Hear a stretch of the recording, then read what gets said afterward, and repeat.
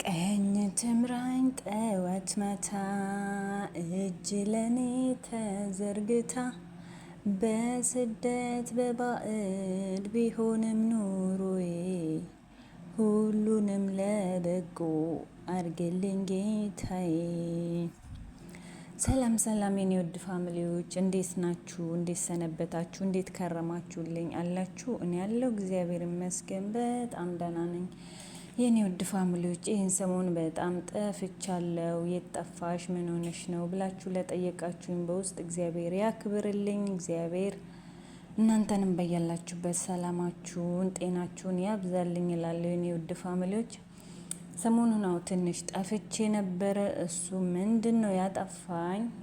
በራሴው ስህተት ከዛሬ ነገ ይሻላል፣ ምንም አይሆንም፣ ምንም አይመጣም በሚል በራሴ ቸልተኝነት ራሴን በመዘንጋት ይሄን ዩቲዩብ ከጀመርኩ ጊዜ ጀምሮ ደግሞ በጣም በቃ በስራ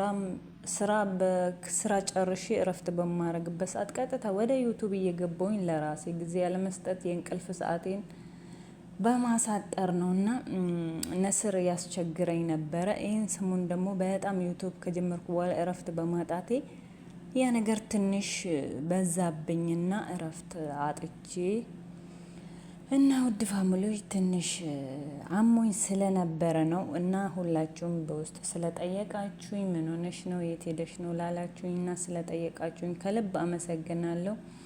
እና ውድ ፋሚሊዎች እዚህ ጋር አንድ ነገር እኔ መናገር የምፈልገው እኛ በሰው ሀገር እስካለን ድረስ እኛ ታመን ስንወድቅ ወይም ሲያቅተን አሰሪዎቻችን ቢሆኑ ከአቅማቸው በላይ ከሆነ ከአንዳንድ ወደ መጣንበት ነው እና የሚመልሱን። ምክንያቱም እኛን አስተኝቶ የማስታመን ፍላጎት የላቸውም።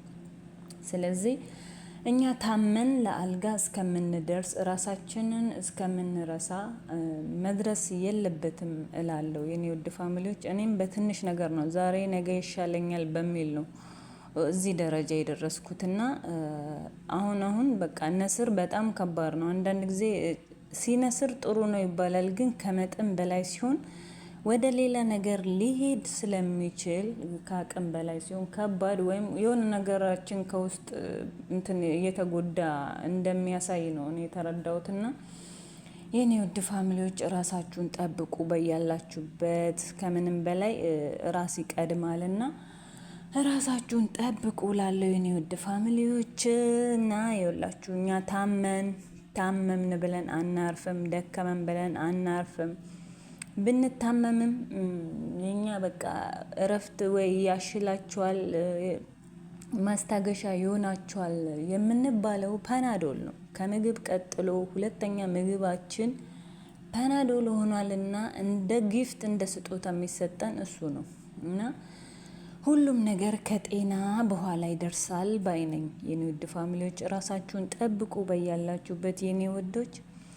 እና ዛሬ ይህን ሰሞን አሞኛል ብዬም አልተኛውም። እረፍት እኔ ትንሽ ከስልክ ራሴ ላረቅ ነው እንጂ ያልኩት አሞኛል ብዬም ስራ አልቀረልኝም። ዛሬም ፎሶሊያ እየቀነጠስኩ ነው። እስቲ ለምን ለቤተሰቦቼ ትንሽ ነገር አልላቸውም በማለት ነው የመጣውላችሁ የኔ ውድ ፋሚሊዎች። እና ውዶቼ በያላችሁበት ራሳችሁን ጠብቁ። ሲያማችሁ ዛሬ ይሻለኛል ነገ ይሻለኛል ይሄ መድኃኒት ልውሰድ እያላችሁ ራሳችሁን አትጉዱ። በተለይ አረብ ሀገሮች ሙሉ አረቦች ማለትን እችላለሁ። እነሱ ቤት ምንም ተኝቶ ቢውሉ አብዛኞች በቃ የተቀማጠለ የተመቸ ኑሮ ቢኖሩም ማለት ነው እኛ እየፈጋን እየሰራን ሙሉ ቀን ያለ እረፍት ያለ ምንም እንትን የምንሰራው ከነሱ ይበልጥ እኛ ጤነኞች ነን። ማንኛውም አረብ ሀገር ቤት ብትገቡ ፍሪጃቸውን ብትከፍቱ ከምግብ ጎን ለጎን የሚቀመጠው የነሱ ፍሪጅ ውስጥ መድኃኒታቸው ነው። መድኃኒት እንደ ምግብ ነው ፍሪጅ ውስጥ ቁጭ የሚደረገው። ማንኛውም አረብ ቤት መድኃኒት አይጠፋም። እና ምን ያደርጋሉ? መድኃኒት እኛ አንድ ነገር ስንታመም የሆነ ነገር ሆነ ስንላቸው እኛን ወደ ሐኪም ቤት ከመውሰዳቸው ይልቅ ወደ ሐኪም ቤት ሄደው እኛ በሽታችን ምን እንደሆነ ከማስመርመር ይልቅ ከነሱ በሽታ ጋር እያመሳሰሉ ቤታቸው ያለውን መድኃኒት ነው አውጥቶ ይሄን ውሰጂ አሁን ያሽልሻል፣ እኔም እንደዚህ ሆኜ ነበር፣ እኔም እንደዚህ አሞኝ ነበር ብለው የሚሰጡን ማለት ነው። ምክንያቱም እኔም እንደዛው እየሆንኩ ስለነበረ ነው። ምክንያቱም ነስር ማለት በጣም ከባድ ነው እና እኔም እንደዚህ ነስሮኝ ነበር፣ እኔም እንደዚህ አሞኝ ነበር እያለች የራሷን መድኃኒት ትሰጠኛለች የኔ ሴትዮ ማለት ነው። ለምን ቤት ውስጥ በጣም በጣም ብዙ አይነት መድኃኒቶች አሉ።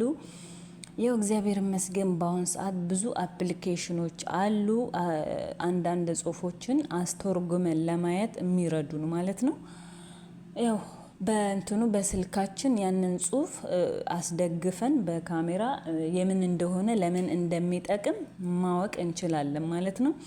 እና የኔ ሴትዮ እኔ አመመኝ ባልኳት ቁጥር ይሄን ውሰጂ፣ እኔም እንደዚህ አሞኝ ነበር፣ ይሄንን እኮ ዶክተር አሁን በቅርቡ ነው የሰጠኝ እያለች ስለምሰጠኝ ማለት ነው። የኔ ውድ ፋሚሊዎች ግን ያው እዛ ጋር እምቢ ብል አውቀሽ ነው አላመመሽም ስለምትለኝ እሺ ላታለው፣ ከእጇ አቀበላታለሁ። እሷ ዞር ስትል እኔ ወስጄ እሷ በማታይበት ወይ በውሃ አስወግደዋለሁ ወይ ራቅ አድርጌ ወደ ቆሻሻ ገንዳ እጥለዋለሁ ማለት ነው። ግን እንደወሰድኩ አስመስዬ ምንም አልተሻለኝም ብዬ ነው የምነግራት። እሺ እና አንዳንድ ጊዜ እነሱ የሚሰጡን መድኃኒት ለኛ ሌላ በሽታ ነው የሚያመጣብን። ሌላ እኛ ከታመምነው ሌላ በሽታ ነው የምንሸምተው። እና ያለን አማራጭ አንወስድም ማለቱ ሳይሆን የሚጠቅመን ወስጃለሁ ግን ምንም ለውጥ የለውም፣ ሐኪም ቤት ብትወስጂኝ የተሻለ ነው ቢባል ብንል እመርጣለሁ። እና ውድ ፋሚሊዎቼ እኔም ሐኪም ቤት ሄጃለሁ፣ መድኃኒት ተሰጥቶኛል። ምናልባት ከጭንቀት ብዛትም ሊሆን ይችላል። ውስጧ ደህና ነው ዶክተር ያለው መድኃኒት፣ የተለያየ መድኃኒት ሰጥቶኛል። እና እኔም ከፈጣሪ ጋር ወደ ራሴ እንደምመለስና ደህና እንደምሆን ተስፋ አደርጋለሁ እላችኋለሁ የኔ ውድ ፋሚሊዎች። እና አላረፍኩም። ዛሬም የወላችሁ ፎሲሊያ እየቀነጠስኩላችሁ ነው። እና ውዶቼ የኔ ውድ ፋሚሊዎች ሰብስክራይብ እያረጋችሁኝ፣ አዳዲሶች በሰብስክራይብ ነባሮች ደግሞ አስተያየታችሁን በኮሜንት ፍቅራችሁን በላይክ አሳዩኝ። የኔ ውድ ፋሚሊዎች ኑሩልኝ፣ ክበሩልኝ እላለሁ። በያላችሁበት ፈጣሪ እድሜና ጤና ሰላምና ፍቅር ያድላችሁ። ስደተኞች የሆናችሁ በሙሉ በሰላም ወደ ሀገራችሁ ወደ ቤተሰባችሁ ያግባችሁ ይመልሳችሁ እላችኋለሁ። የኔ ውድ ፋሚሊዎች እወዳችኋለሁ። በያላችሁበት ሰላም ሁኑልኝ። ሰላማችሁ ብዝት ይበልልኝ።